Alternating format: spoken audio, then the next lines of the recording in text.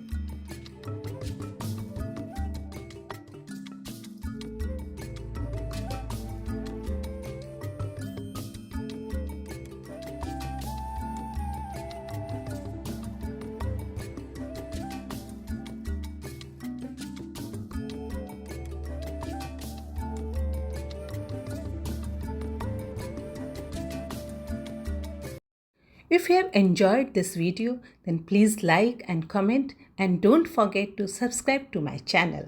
Thank you.